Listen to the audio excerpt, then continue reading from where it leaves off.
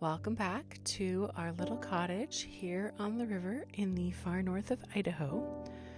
So even though December was warmer and wetter than usual, I still held out hope that we would have a white Christmas. We usually do, but this past December was strange weather-wise, and we barely ever got below freezing. As someone who grew up in Western Washington on the Puget Sound, I am used to the rain, and in fact, I love the rain. So having the rain on Christmas wasn't too bad, but I definitely was wishing for snow.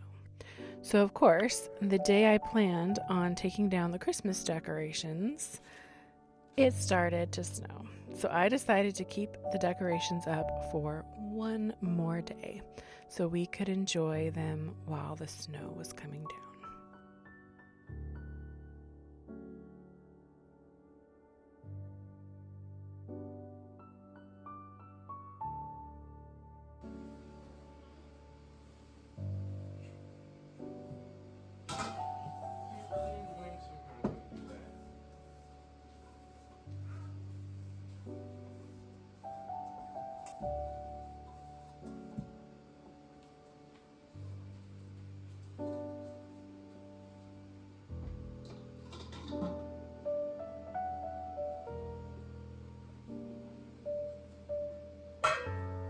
The snow looks really cool because it's really strange looking snowflakes. They have these little white balls in them.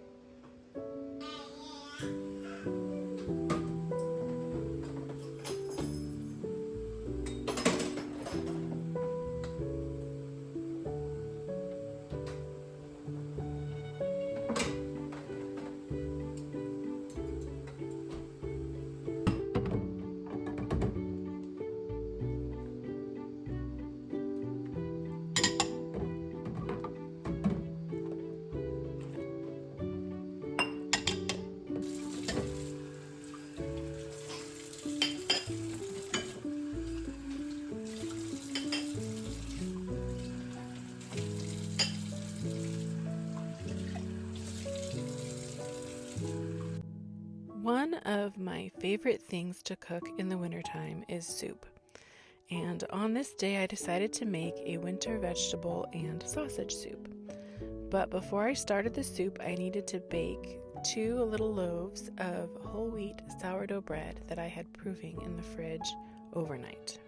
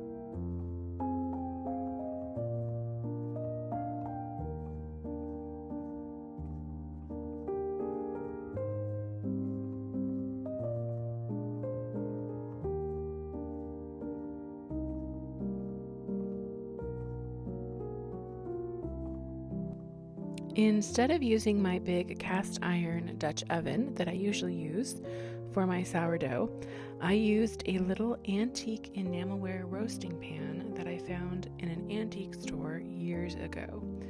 So my loaves needed to be shaped into more of an oval shape in order to fit in the pan. I still don't know exactly what this little pan was actually used for. The tag on it when I bought it at the antique store said Antique European Roasting Pan. So I have tried many times over to hunt it down online to find any information I can on it, and I cannot find anything. I can't even find a picture of a similar pan. So if any of you see this video and you know exactly what this pan is, please leave a comment below and let me know, because I love this little pan. It is one of my favorite antique purchases I've ever made, but I still am kind of at a loss for its origins and what exactly it would have been used for. But anyway, it works perfectly for making cute little oval-shaped sourdough loaves. And so, just like with the cast iron Dutch oven, I preheat the little pan in the oven before putting the sourdough in it.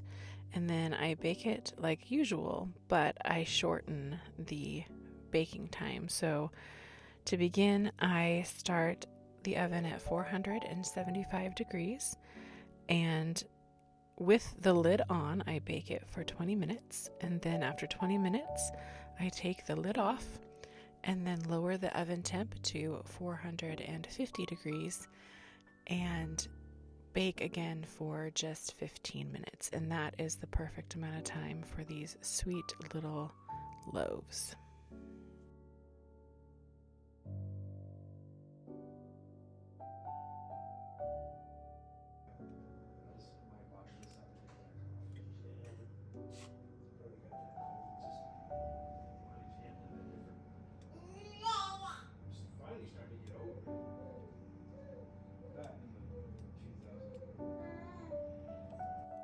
There are times when we really don't need 2 large round loaves of sourdough bread. We just need a little bit. And so having this little pan is perfect for when I just want to make a little bit of sourdough.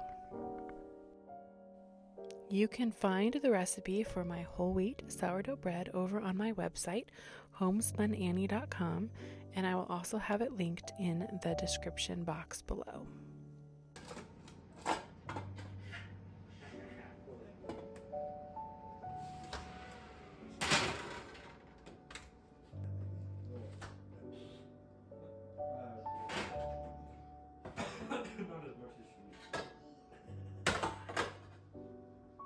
She sees my hair, she goes for it. It's like Dad doesn't have that. Yeah.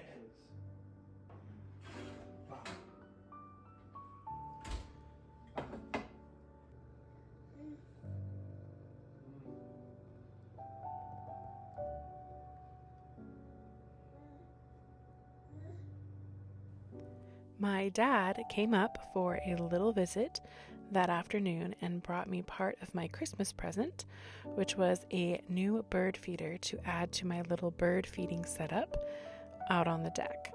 And he's the one who originally started me with the setup. And so every so often he buys another little piece for it and adds to it for me. And so in the spring, I will add back the hummingbird feeder, just because right now the hummingbirds, I believe they migrate, and so at least I've never seen them in the winter. And so I take the little hummingbird feeder down, and then I also want to add a little bird bath this coming spring. So I plan on adding those to my little bird feeder setup. And so of course he stayed for the afternoon and had a bowl of soup and a slice of sourdough bread. So as I mentioned before, for the soup I made a winter vegetable and sausage soup. And I started out by browning the sausage and chopping the veggies.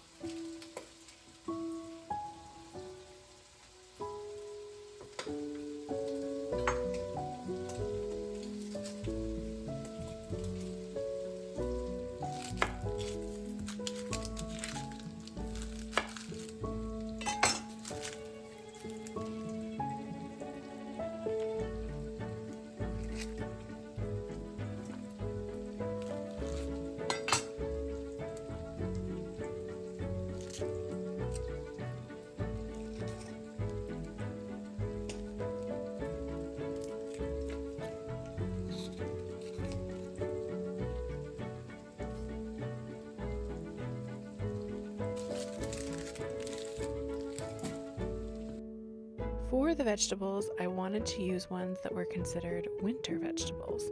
So I bought carrots, parsnips, shallots, leeks, and fennel. I would have added garlic, but I forgot to grab some more when I was at the store and I was all out. So you can definitely add some finely minced garlic to this recipe as well.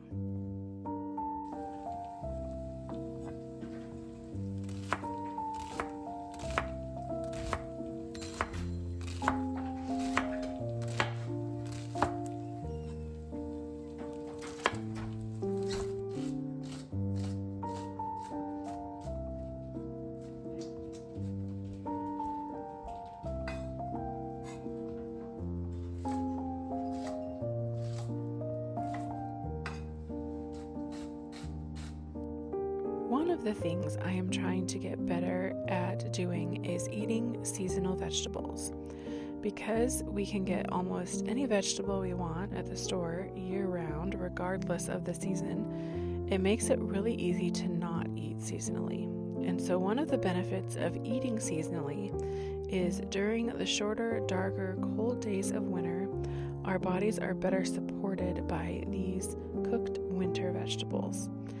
I read somewhere, I don't remember the article or the website where I read it, but I read that our gut microbiome actually changes with each season, and so our bodies respond better to the vegetables and produce that are in that specific season.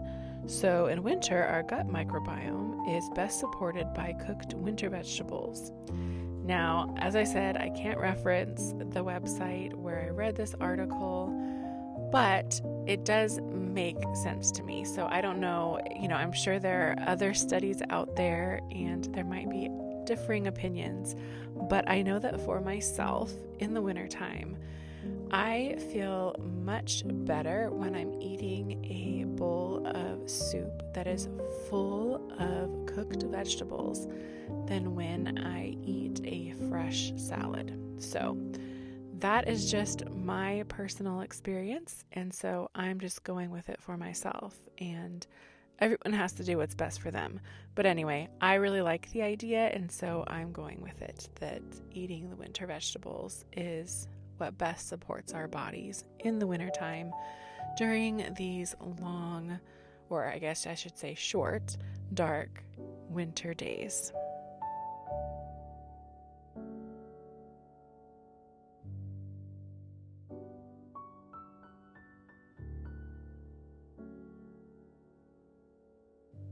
So what are considered winter vegetables? So first we have the winter squashes, which are acorn squash, delicata squash, kombucha, butternut squash, and spaghetti squash. And then you also have the root vegetables, which include carrots, turnips, parsnips, rutabagas, radishes, and beets. And then you have the brassicas, which is your broccoli, cabbage, Brussels sprouts, kale, and collard greens, and also cauliflower. And then you also have the alliums, which are garlic, onions, shallots, and leeks. And then other cold hardy veggies would be fennel, endive, celery root, spinach, and Swiss chard. And I think kale might even be included in that. And then you have tubers, which are your potatoes. So your potatoes and your sweet potatoes, and those just store really well in the winter. And so for this soup, I like to chop the veggies nice and small and make sure that they're all the same size. I think I prefer it that way just because I like getting a little bit of every single thing that's in the soup in each spoonful. But of course, you can chop them any size you like. If you like it bigger, feel free to chop them bigger. And just make sure, you check that the cooking time might take a little bit longer, but you can chop it to any size you like. I just really like it finely chopped.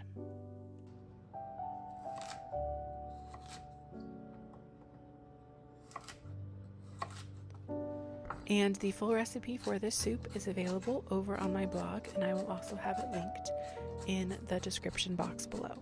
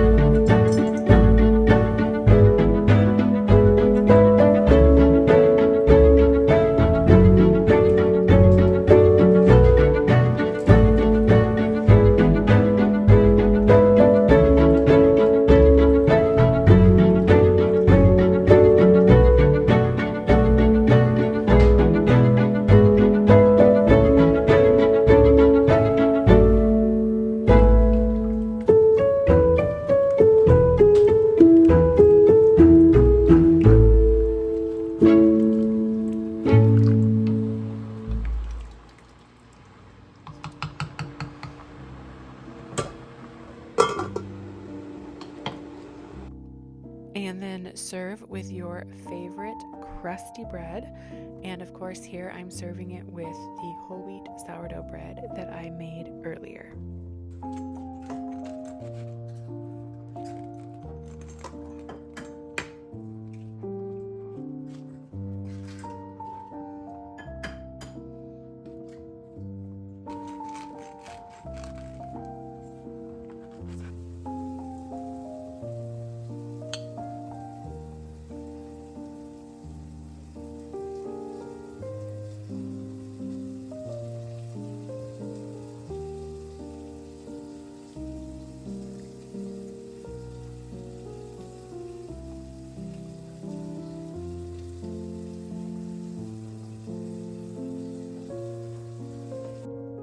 So I really hope that you enjoyed this video, and I hope that you might give this soup recipe a try.